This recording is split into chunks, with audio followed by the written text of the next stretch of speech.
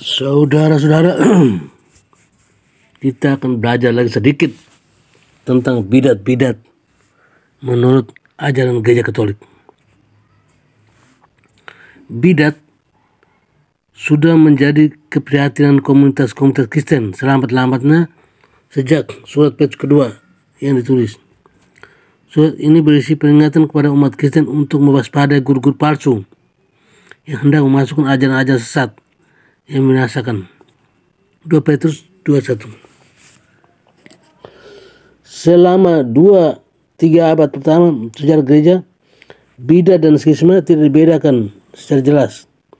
Kerancuan yang sama juga muncul dalam ajaran filsafat skolastika abad pertengahan.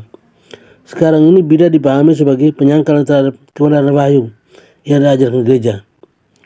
Friedrich Schleiermacher, salah seorang teolog abad ke-19, mendefinisikan bidat sebagai ajaran yang mempertahankan tampilan Kristen tetapi sesungguhnya bertentangan dengan intisari ajaran Kristen. Gereja Katolik membedakan bidat material dan bidat formal. Menjadi ahli bidat material berarti menganut ajaran-ajaran yang keliru, bukan karena kesalahan diri mereka sendiri seperti terjadi pada orang-orang yang tumbuh besar dan komunitas-komunitas dan non-Katolik. Bidat material bukanlah kejahatan maupun dosa, karena pelakunya tidak pernah menerima ajaran yang benar. Menjadi ahli bidat formal berarti dengan sengaja dan bersungguh-sungguh menganut suatu kekeliruan dalam perkara iman selaku warga terhadap Gereja Katolik, dan oleh karena itu merupakan dosa yang mendatangkan laknat kekal di akhirat maupun ekskomunikasi post ipso facto di dunia. Dalam hal ini perkara iman berarti dogma-dogma ketetapan magisterium Gereja Katolik yang mustahil keliru. Selain unsur kekeliruan intelektual, harus ada pula unsur kemauan yang sungguh-sungguh untuk mempertahankan kekeliruan tersebut, kendati nyata-nyata bertentangan dengan ajaran Gereja Katolik.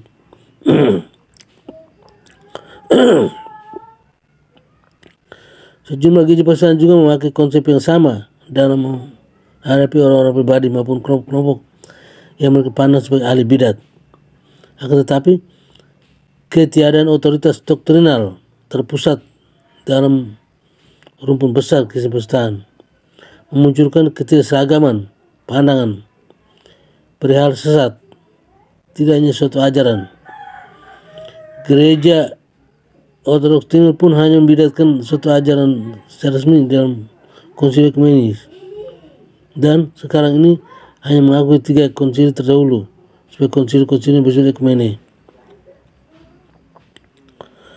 Ajaran artikel ini memuat daftar berbagai ajaran yang secara terbuka membidatkan sebelum tahun 1554 oleh gereja-gereja yang mengamini keputusan Konsili Chalcedon maupun gereja-gereja yang baru muncul kemudian hari tetapi mirip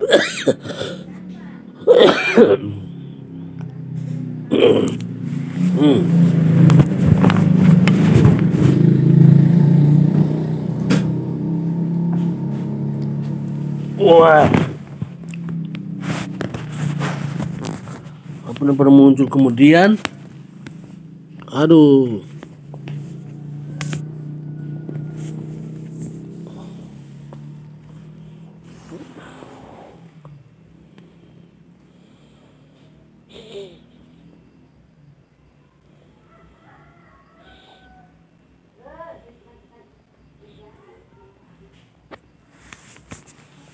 Artikel ini memuat daftar berbagai ajaran yang secara terbuka dibidatkan sebelum tahun 1054 oleh gereja-gereja yang mengamini keputusan Konsili Chalcedon maupun ajaran-ajaran yang baru muncul kemudian hari tetapi mirip dengan ajaran-ajaran yang sudah dibidatkan. Pemberian beberapa ajaran modern yang dibidatkan Gereja Katolik disajikan dalam sebuah appendix Semua daftar tersusun secara alfabetis.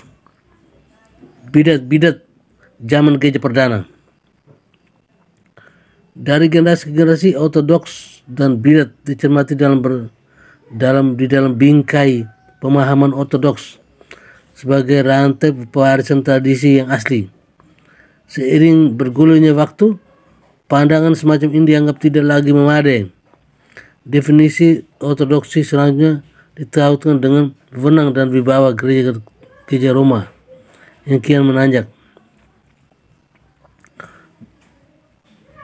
Pada tahun 1959, Henry Kodwick mengungkapkan pandangannya bahwa semua komunitas Kristen dipertalikan satu sama lain oleh peristiwa-peristiwa seputar kelahiran gereja di Yerusalem, dan peristiwa-peristiwa inilah yang terus-menerus menjadi faktor penentu penting dalam pembentukan ortodoksi doktrinal. Menurut Alistair McGrath, pandangan Henry Kodwick secara historis tampaknya jauh lebih masuk akal. Demikian kenyamanan pembaca. Bidat-bidat yang muncul pada zaman purba dipilah-pilah menjadi 3 kelompok, yakni kelompok bidat Tritunggal, kristologi, kelompok bidat gnostik, dan bidat-bidat lain di luar kedua kelompok tersebut. Bidat Tritunggal, kristologi. Di dalam ilmu teologi, istilah kristologi mengandung arti ganda. Secara sempit, kristologi berarti ikhtiar untuk memahami bagaimana keilahian dan kemanusiaan terhubung dalam pribadi Yesus Kristus. Secara luas, kristologi berarti kajian menyeluruh terhadap pribadi, riwayat hidup, dan kiprah Yesus Kristus. Bagian ini menggunakan istilah kristologi dalam arti sempit.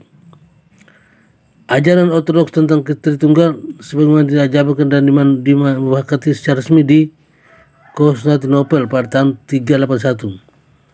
Ada ajaran bahwa Allah Bapa, Allah Putra, dan Roh Kudus merupakan satu kewujudan di dalam 3 hipostasis yang diterjemahkan secara kurang tepat menjadi pribadi. Pertanyaan kristologis yang muncul selanjutnya adalah bagaimana Yesus Kristus dapat bersifat ilahi sekaligus insani. Sudah melewati banyak perdebatan, pertanyaan ini dijawab tuntas secara resmi dalam Konsil Efesus tahun 431, Konsil Kalsedon 451, dan Konsil Konstantinopel 380. Bidat kristologi. 1.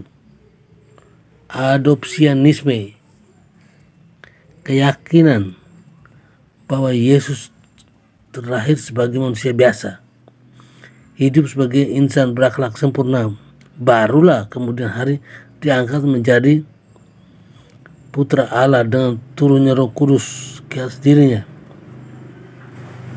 Berikut bidat apolinarisme, keyakinan bahwa Yesus memiliki jiwa bersama emosi dan raga insani yang bersifat hina, tetapi berakal budi ilahi yang bersifat mulia. Apolinarisme juga mengajarkan bahwa jiwa insani terlahir dari jiwa insani lain, sebagaimana raga insani terlahir dari raga insani lain. Berikut Arianisme. Ada beragam bentuk penyangkalan terhadap kelahiran Yesus Kristus, tetapi semuanya mengajarkan bahwa Yesus Kristus adalah makhluk ciptaan Allah Bapa. Kewujudannya memiliki awal dan sebutan putra Allah hanya gelar kehormatan. Doketisme, keyakinan bahwa raga Yesus bersifat maya. Demikian pula penyaliban Yesus juga. Yesus hanya tampak seolah-olah berjasa dan mengalami kematian jasmani, tetapi sesungguhnya tidak berjasa, murni rohani, dan oleh karena itu mustahil mengalami kematian jasmani.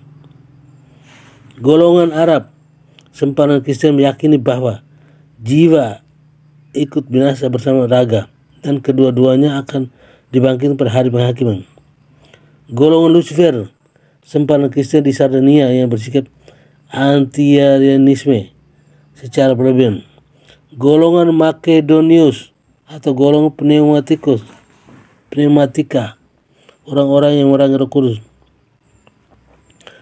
Meskipun mengakui kelahiran Yesus Kristus seturut ajaran Konsil Nikea 325, golongan ini menyangkal kelahiran Roh Kudus. Menurut mereka Roh Kudus adalah ciptaan Allah Putra dan hamba dari Allah Bapa dan Allah Putra. Golongan Melkisedek, sempadan Kristen mengajar bahwa Melkisedek adalah titisan Logos dan menyamakan dengan Roh Kudus.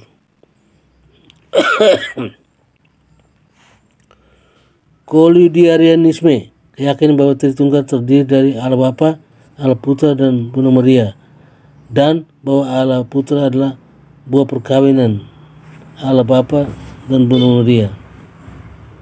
Kolidiarianisme. Monarkianisme, penitikberatan yang berlebihan terhadap ketidakterbahagiaan Allah sehingga menyepelekan dua pribadi Tritunggal lainnya, dapat menuntun kepada Sabellianisme atau adoptionisme. Monoteisme atau eutychianisme, keyakinan bahwa kodrat ilahi Kristus penguasa dan menutup kodrat insaninya, bertentangan dengan ajaran Konsil Kalsedon bahwa Kristus memiliki dua kodrat ilahi sekaligus insani. Bertentangan pula dengan Mafesitisme yang mengajarkan bahwa kodrat insani dan kodrat ilahi pra-inkarnasi Kristus menunggal menjadi satu kodrat ilahi mulai dari peristiwa inkarnasi sampai selama-lamanya. Monoteisme, keyakinan bahwa Yesus Kristus memiliki dua kodrat tetapi hanya satu kodrat, satu kehendak, bertentangan dengan tafsir kristologi ortodoks yang mengatakan bahwa Yesus Kristus memiliki dua kehendak, yakni kehendak insani dan kehendak ilahi sesuai dengan kodrat gandanya. Nestorianisme, keyakinan bahwa Yesus Kristus adalah kemanunggalan kodrati manusia, sang sabda dan sang sabda, sehingga tidak sama dengan putra Allah yang bersifat insani. Partisianisme, keyakinan bahwa Allah Bapa dan Allah Putra bukan dua pribadi yang berlainan, dan oleh sebab itu Allah Bapa lah yang disalibkan sebagai Yesus. Filantropisme, keyakinan bahwa Yesus hanyalah manusia belaka, baik dengan Allah dengan dalil bahwa dia tidak pernah menjadi ilahi, maupun dengan dalil bahwa ia tidak wujud sebelum dilahirkan sebagai manusia. Sabellianisme, keyakinan bahwa Bapa, Putra dan Roh Kudus adalah tiga karakteristik belaka dari satu Allah, bukannya tiga pribadi yang berlainan di dalam satu kewujudan Allah.